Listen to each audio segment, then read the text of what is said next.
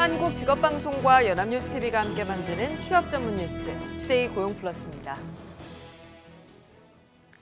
대부분의 직장인들은 출근하면 지정된 자신의 자리에서 업무를 보죠. 그런데 최근에 각자가 원하는 자리에서 일할 수 있는 기업 문화가 생겨나고 있습니다. 몇몇 기업들이 도입 중인 자율좌석제 얘긴데요. 어떤 점이 좋을지 정주희 기자가 취재했습니다. 한국 마이크로소프트 본사입니다. 이곳에서 일하는 직원들은 지정된 좌석이 아닌 각자가 원하는 곳에서 일을 합니다. 창의적인 업무가 가능하다면 어느 자리든 상관없는 겁니다. 개인 사물함도 따로 비치해뒀습니다. 자율좌석제로 대표되는 일명 스마트 오피스입니다. 이처럼 원하는 자리에서 자유롭게 일할 수 있는 업무 환경을 선호하는 분위기가 금융권 등 기업 전반으로 퍼지고 있습니다. 이달 말 을지로 신축 사옥 준공을 마무리 짓고 다음 달부터 본점 이전을 시작하는 하나은행은 새로운 사옥에서 자율좌석제를 도입할 계획입니다. 클라우드 시스템을 통해 본점 내 어디서든 업무를 할 수 있는 자율좌석제와 페이퍼리스 사무 환경을 구축하였습니다. 수평적 조직 문화를 구축하고 좌석과 회의실 등을 공유해 공간 효율화를 제고할 수 있다는 게 도입 취지입니다. 지난 2월 롯데월드타워에 입주한 롯데물산도 이미 임원을 제외한 직원들을 대상으로 자율좌석제를 운영하고 있습니다. 자기가 원하는 자리에서 이제 업무를 볼 수 있게 됐거든요. 그래서 좀 더 즐겁고 효율적으로 좀 일을 할 수 있게 된 것 같고요. 처음에는 좀 어색하고 좀 불편한 게 없지 않아 있었는데 지금은 이제 좀 더 수평적인 좀 의사결정 체계가 좀 잡힌 것 같고. 자율좌석제가 내 자리에 익숙한 한국 기업 문화에 경영 혁신 가운데 하나가 될 수 있을지 주목됩니다. 연합뉴스TV 정주희입니다. 웹툰과 일러스트 분야 종사자들이 열악한 근무 환경, 또 불공정한 대우에 시달리고 있는 것으로 나타났습니다. 심지어 욕설과 성추행 등 인권 침해를 경험했다는 작가는 3명 중에 1명꼴이었습니다. 보도에 김수강 기자입니다. 지난해 2월 예술복지법이 개정돼 그동안 구두 계약이 만연하던 문화예술계에 서면 계약 체결이 의무화됐습니다. 그러나 만화 웹툰과 일러스트 작가 800여 명을 대상으로 한 서울시의 실태조사에 따르면 여전히 20%가 넘는 작가들은 서면 계약서를 작성하지 못하는 것으로 드러났습니다. 계속 써달라고 얘기를 했지만 뭐 그러던 사이에 이제 일은 급하다고 맞춰주는 상황이었었고요. 근데 그러니까 뭐 그 사이에 이제 계약서는 써주지 않은 상태에서 마감이 됐으니까. 서면 계약을 했더라도 계약 조건이 불공정한 문제가 있습니다. 일러스트의 작가는 80% 가까이, 웹툰과 만화는 약 40%가 불공정한 계약 조건을 강요당한 적이 있다고 답했습니다. 일정 금액만 주고 2차 저작물의 사용권을 모두 넘기도록 강요하거나 수익을 부당하게 나누고 일방적으로 계약 해지를 통보한 경우가 대표적입니다.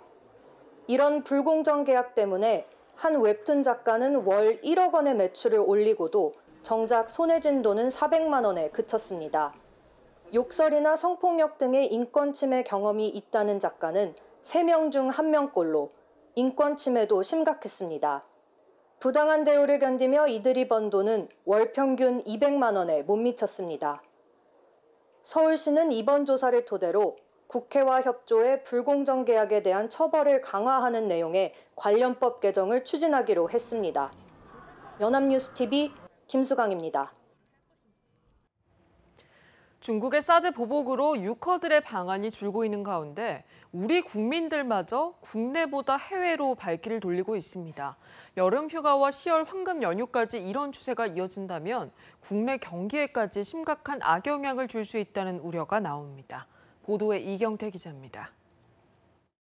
한국은행에 따르면 4월 관광 수지는 10억 1,170만 달러 적자를 기록했습니다. 외국인이 여행이나 출장으로 한국에 와서 쓴 돈보다 우리 국민이 해외여행에서 쓴 돈이 이만큼 많다는 의미입니다. 더 큰 문제는 관광 수지 적자 폭이 점점 커지고 있다는 점입니다. 1월 마이너스 8억 9,860만 달러에서 점점 늘어 4월엔 10억 달러를 넘어서며 2015년 메르스 사태 수준의 성적표를 받아들었습니다. 관광 수지 적자의 주요 원인은 외국인뿐 아니라 내국인도 국내 관광을 외면하고 있다는 데 있습니다. 올해 1분기 해외여행을 떠난 내국인은 작년 동기 대비 18.4% 증가해 같은 기간 외국인 관광객이 5.5% 감소한 것보다 3배 이상 많은 증가폭을 보였습니다. 다수의 서민들이 지갑을 닫고 있는 가운데 해외여행을 할 수 있는 비교적 여유 있는 계층이 해외에서 돈을 쓰고 있는 점도 악재입니다. 새 정부는 연차 휴가 확대 등 국내 관광 활성화를 통한 내수 살리기를 추진하고 있습니다. 하지만 휴가가 길어지는 만큼 해외여행도 증가세를 보이고 있어 보완이 필요하다는 지적이 나옵니다.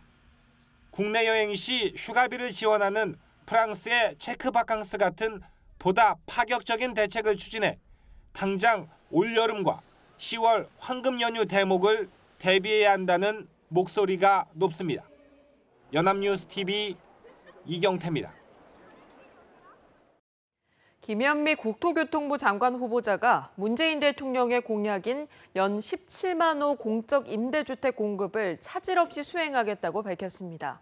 김 후보자의 이 같은 계획은 더불어민주당 안호영 의원실이 입수한 인사청문회 자료를 통해서 공개됐습니다. 김 후보자는 2022년까지 신혼부부 공공임대주택 20만 호를 공급하고 신혼부부의 주택 구입을 위해 금리 우대뿐만 아니라 대출 한도 확대도 검토하겠다고 설명했습니다. 아울러 전 월세 세입자 주거 안정과 집주인 권리 보호가 균형을 이룰 수 있도록 임대차 계약 갱신 청구권제와 임대료 상한제를 단계적으로 도입하는 방안을 추진하겠다고 덧붙였습니다. 구직자 10명 가운데 6명은 비정규직이라도 취업하겠다는 뜻이 있는 것으로 조사됐습니다. 취업포털 잡코리아가 구직자 1,360여 명을 조사했더니 응답자 가운데 57.7%가 비정규직이라도 취업할 의사가 있다고 밝혔습니다.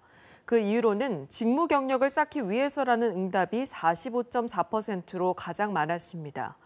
성별로는 여성이 60.6%로 남성에 비해서 비정규직 취업에 대한 의사가 21%포인트나 높았습니다. 연령별로는 40대가 66.4%로 가장 높았고 20대와 30대가 그 뒤를 이었습니다. 5월 세계 선박 수주 경쟁에서 우리나라가 2개월 연속 1위를 차지했습니다.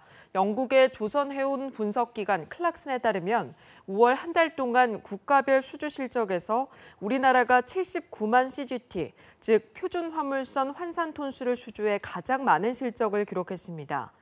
2위 중국은 32만 CGT, 3위인 일본은 8만 CGT를 수주하는 데 그쳤습니다. 이 같은 현상은 선박 발주가 바닥을 찍고 회복 중인 가운데 선박 건조 경쟁력에서 우리나라가 두 경쟁국보다 앞서고 있기 때문으로 분석됩니다. 국제신용평가사 무디스가 문재인 정부의 일자리 추가 경정 예산 편성이 한국의 잠재 성장률에 긍정적으로 기여할 것이란 평가를 내놨습니다. 스테펜 딕 무디스 부사장은 보도자료를 통해 이번 추경을 통해서 문재인 정부가 청년 실업 해소와 고령화 등 구조적 문제 해결에 최우선 순위를 두고 있음이 명백해졌다고 진단했습니다. 또 한국 정부는 추경 편성으로 올해 국내 총생산 성장률이 0.2%포인트 높아질 것으로 예상하고 있다며 일자리 추경이 한국의 국가 신용도에도 중요한 지지대가 될 것이라고 예상했습니다.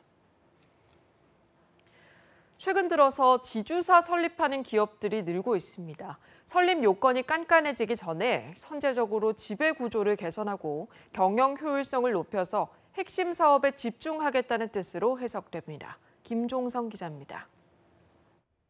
롯데쇼핑과 롯데제과, 롯데칠성음료, 롯데푸드는 지난 4월 이사회에서 기업 분할 합병을 결의했습니다. 롯데그룹은 회사들을 투자와 사업 부문으로 쪼개고 롯데제과를 중심으로 투자 부문만 모아 지주사로 만들 계획입니다. 롯데는 신동빈 회장의 공언대로 지배구조 투명성을 높이고 계열사 책임 경영을 공고히 할 수 있다고 주장합니다. 롯데는 8월 주총에서 확정할 계획이었지만 신동주 전 부회장의 주총 결의 금지 가처분 신청으로 난관을 만났습니다. 오리온은 지난 1일 지주사 롯데홀딩스와 식품 사업을 담당하는 오리온으로 나뉘었습니다. 오리온홀딩스는 식품, 영화, 음료 사업 회사를 아래에 두게 됐습니다. 앞서 메일유업과 샘표도 지주사로 전환했고 효성도, 인적 분할과 지주사 설립을 준비 중인 것으로 알려졌습니다. SK는 지주사의 금융사 지분 소유 금지 규정에 따라 SK증권 지분의 매각 작업을 벌이고 있습니다. 기업들의 이런 움직임은 문재인 정부 출범 후 재벌 규제 움직임과 관련이 있다는 분석이 나옵니다. 다음 달 공정거래법 개정으로 지주사의 자산 기준이 1,000억 원에서 5천억 원으로 늘고 기업 인적 분할 후 지주사의 자사주에 분할 회사의 신주를 주지 않도록 법 개정이 추진되고 있기 때문입니다. 새 정부 정책 기조에 호응하려는 기업들, 투명성과 기업 자산 가치 제고를 위한 지주사 전환 바람은 당분간 계속될 전망입니다. 연합뉴스TV 김종성입니다. 경기 부양을 위해서 기준금리 사상 최저치를 유지해온 한국은행이 마침내 금리 인상 가능성을 얘기했습니다. 수출 회복, 또 경기 회복세 확산이라는 전제가 달렸지만 미국과의 기준금리 역전이 현실로 다가온 탓에 실제 인상이 앞당겨질 수 있다는 관측도 나옵니다. 박진영 기자입니다. 저금리로 경기 부양을 지원해오던 한국은행이 마침내 금리 인상 가능성을 내비쳤습니다. 경기 회복세가 지속되는 등 경제 상황이 보다 뚜렷이 개선될 경우에는 통화정책 완화 정도의 조정이 필요할 수 있으므로 이러한 가능성에 대한 검토를 면밀히 해나가야 할 것입니다. 한은은 2012년 7월부터 기준금리를 내려왔고 지난 1년간은 사상 최저 1.25%를 유지해왔습니다. 이런 상황에서 인상 가능성을 언급한 것은 그만큼 여건이 달라졌음을 의미합니다. 먼저 생산, 소비, 투자 등 경기 지표들이 개선되면서 한은은 2.5%로 이미 한 번 올린 경제 성장률 전망치를 다음 달 또 한 번 올릴 예정입니다. 여기에 정부의 일자리 추가 경정 예산 편성은 성장세를 가속화할 요인으로 꼽힙니다. 대외적으로는 미국의 임박한 금리 인상이 부담 요인입니다. 이달 미 연방준비제도가 예상대로 기준금리 목표치를 올리면 목표치 최고점이 우리 기준금리와 같아지고 9월쯤 한 번 더 올리면 역전됩니다. 미국이 올린다고 기준금리를 바로 올리지 않는다고 한은이 강조해왔지만 금리 역전은 상황이 다릅니다. 외국 자본의 급격한 유출로 주식, 환율 등 금융시장에 큰 충격이 오는 것은 물론 실물 경기까지 휘청일 수 있기 때문입니다. 다만 금리를 올릴 경우 1,400조 원 선에 육박한 가계빚 문제의 악화를 초래할 수 있어 인상카드를 택하기는 쉽지 않다는 반론도 만만치 않습니다. 연합뉴스TV 박진영입니다.